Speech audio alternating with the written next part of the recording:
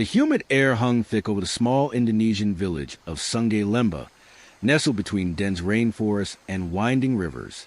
The dawn chorus of cicadas and distant hornbills echoed through the mist, but that morning, something else disturbed the calm, a cry for help that came from the far side of the banana fields. Word spread quickly through the narrow dirt lanes. A python had attacked a calf near the edge of the swamp. The villagers, already familiar with the danger of these serpents, knew they had to act fast. In these parts, waiting for official help was not an option. The nearest wildlife office was almost 50 kilometers away, and by the time anyone arrived, the animal would be dead and the python long gone. Here, people learned to survive by courage and cooperation. Among them stood the local heroes, men who had faced pythons before, not with tranquilizers or cages, but with bamboo poles, old nets, and unshakable bravery. As the villagers gathered near the edge of the forest, the sound of frightened cows filled the air. The mud was soft and slick, and every step sank deep into the earth. In the distance, they could see the trail of destruction, flattened grass, broken twigs, and a wide, smooth groove in the mud, as if something massive had slid through it. That was the unmistakable sign of a giant python. These snakes, capable of reaching lengths over 8 meters, were known to hunt silently and strike with lightning speed.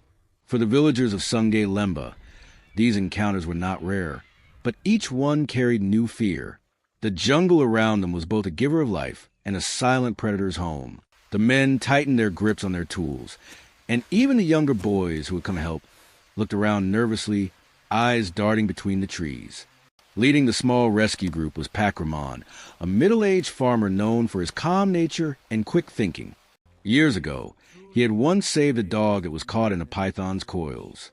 That act had earned him respect in the entire region, and since then, people often called him whenever wild animals entered the village. His knowledge came not from books or training, but from generations of experience, learning how to read the jungle signs, how to move silently, and how to keep a steady hand when fear tried to take over. That morning, as he prepared his team, he spoke softly but firmly. "No one gets close alone," he said. "If we find it, we move together. One hold the head, others free the calf. Remember, we save both. The snake, too, deserves life." His words carried a strange balance, courage mixed with compassion. The villagers nodded in agreement.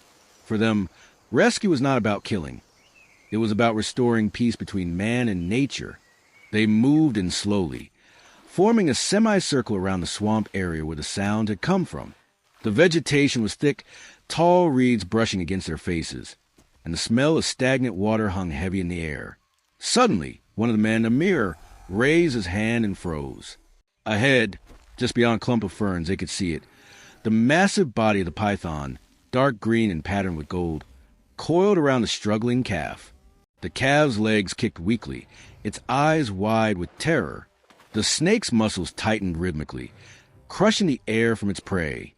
The villagers felt a surge of fear, but they also knew that hesitation could cost a life. Rahman whispered, "Now, on my count." They positioned themselves carefully, 2 men on either side, one behind the python's tail, ready to grab and hold it down. The jungle seemed to hold its breath. 3, 2, 1. Rahman shouted and chaos erupted. The men lunged forward, shouting and waving their sticks to distract the snake. Amir threw his net over its head, while another man used a long bamboo pole to pin its body down. The python reacted instantly. Its head shot upward, jaws open, revealing rows of curved teeth. It hissed, a deep, rumbling sound that vibrated through the air. The calf screamed, and Rahman dived forward, grabbing the python just below the head with both hands. The strength of the animal was overwhelming. It twisted and coiled, almost throwing him off balance. The others joined in, pulling, holding, and shouting, the mud flying beneath their feet. After several tense minutes that felt like hours, the snake finally loosened its grip. The calf stumbled free and collapsed, breathing heavily, while the men fell back, exhausted but victorious. They tied the python's mouth gently with a cloth and kept it restrained until it calmed down. Its body was massive, thicker than a man's thigh and glistening with rainwater and mud. As they stood around it, Silence returned, broken only by the sound of their breathing. Rahman wiped his brow and looked at the others. "She's not our enemy," he said quietly. "She's just trying to live." The younger men nodded, their earlier fear replaced with awe. In that moment, they understood the weight of their work. These were not simple farmers anymore. They were guardians of balance, defenders of life in its rawest form. As the first sunlight broke through the canopy and glimmered on the python's scales, they prepared to move it deep back into the jungle, far from the village. The rescue had ended safely, but for Rahman and his team, this was only the beginning. In Sungay Lemba, the wild never slept, and neither could those who protected it. 2 days after the rescue of the calf, the village of Sungay Lemba began to return to its rhythm. The rescued animal recovered under the shade of a mango tree, its breathing still heavy but steady. Children passed by to watch it, whispering stories about how brave their fathers were, while the older villagers repaired defenses, hoping to keep danger away. Yet in places like these, peace never lasted long. The jungle that surrounded them was a living, breathing force, unpredictable and endless. Every rustle in the bushes could be wind, or it could be something else. And that week, the villagers would soon learn that one rescue was only the beginning of many. It was late afternoon when the alarm spread again. A deer had been spotted trapped near the edge of the rubber plantation. At first, the workers thought it was caught in vines or mud, but as they approached, one man noticed the unmistakable glint of patterned scales. His blood ran cold. Another python. The villagers were tired, still nursing bruises from the last encounter, but they did not hesitate. Rahman was called once again. "We have to move before sunset," he said. "If we wait until dark, it'll be gone, and so will the deer." His calm voice carried authority, but inside, he knew this time would be harder. The last snake had been huge, but not full-grown. If this one was large enough to take a deer, it could easily exceed 8 meters. The danger was real. Still, as the villagers gathered their makeshift tools, there was no question of turning back. This was their home. The jungle gave them food, shelter, and life. They could not let it turn against them. By the time they reached the rubber fields, the sky had turned a deep orange. The air was still, heavy with the scent of earth and latex sap. The men spread out carefully, scanning for movement. It didn't take long to find the deer. It lay half submerged in a shallow ditch, its neck twisted awkwardly, eyes wide and glassy. Nearby, half hidden among fallen leaves, they saw the python, massive, coiled, and motionless, as if guarding its prey. The creature's scales shimmered faintly under the setting sun, patterned in dark olive and gold. Its girth was terrifying. Even from a distance, Rahman could tell it was longer than the last one, easily over 9 meters. The snake's body moved slightly with each breath, slow and deliberate, as if it owned the earth beneath it. Rahman signaled the team to stay low. They moved quietly, using the thick trunks as cover. "No sudden noise," he whispered. "We need to make it move away from the deer, not toward us." He knew well that pythons were ambush predators. They struck fast but preferred to conserve energy. If startled, it might attack anything in range. The men positioned themselves strategically, Amir and 2 others with long bamboo poles on one side, Rahman and the older farmer Yusuf on the other. One younger boy, barely 16, held a net trembling in his hands, his heart pounding so loudly he could almost hear it.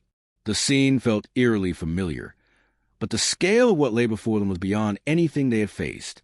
They began by making soft, rhythmic noises, tapping sticks on the ground to get the python's attention. The snake's head lifted slowly, its eyes like dark mirrors reflecting the flicker of torchlight. Then, without warning, it moved. The speed defied belief. It lunged forward, closing the distance in seconds. The men scattered instinctively, shouting warnings. Amir swung his bamboo pole and struck the ground near the snake's head, forcing it to recoil.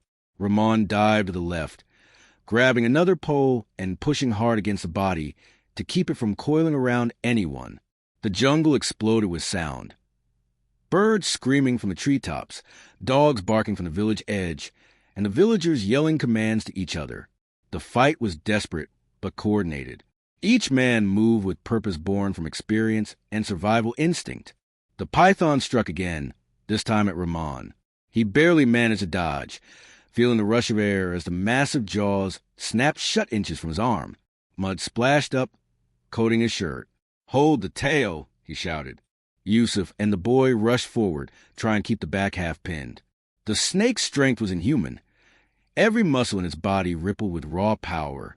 The bamboo poles bent under the strain. The net tore, but the men did not let go. "Now, Rahman!" "The head!" Amir yelled. With a final burst of courage, Rahman lunged forward and pressed the snake's head firmly to the ground using the pole. The battle lasted nearly 10 minutes, though it felt like an eternity. When the python finally stopped struggling, the men stood panting, their arms trembling with exhaustion. Once again, Rahman's compassion showed through the chaos. "She's a hunter, not a killer," he said quietly, as they tied the snake's mouth to prevent harm. She was only doing what nature taught her. They took a moment to examine the deer, but it was too late. Its injuries were fatal.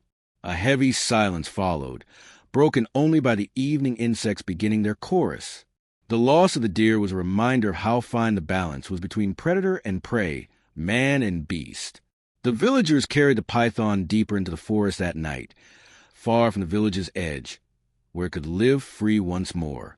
The journey back was slow and quiet, the flicker of torches lighting their path through the dark trees. By the time they returned home, the stars had filled the sky, and the air had cooled. Mothers greeted them with relief, offering water and food. The men sat together, tired but proud, their faces lit by the soft glow of oil lamps. There was no celebration, only reflection. They had not only fought a creature many times their size, but also fought against fear itself. As Rahman looked toward the shadowy outline of the jungle beyond the fields, he knew their work was far from over. The pythons were not enemies. They were signs that the balance of the forest was shifting. And when that balance broke, it would always be the brave who stood between the wild and the weak.